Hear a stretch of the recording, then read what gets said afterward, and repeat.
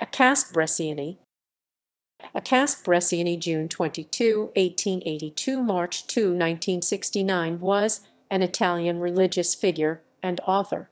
He was born in San Lorenzo Nuovo, northern Lazio. He was ordained priest at Montefiascone in 1905 and spent all his life as a pastor and teacher. He was parish assistant at San Lorenzo Nuovo since 1905, where he also filled the position of Bursar vicarious for 2 times. In this role, he promoted major restoration works of the parish church in 1940.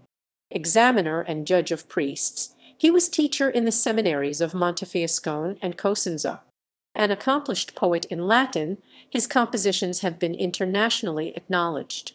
Worth to mention is the composition for Aquileia in the 10th anniversary of the burial of unnamed soldiers. Other published works are Navigazioni not in sul lago di Bolsena and Cristina. Parish priest of that time, he left a dramatic account in the parish chronicle of the tragic period experienced by San Lorenzo Nuovo during the bombings in June 1944. He died in San Lorenzo Nuovo in 1969. The schools of the city were named after him. References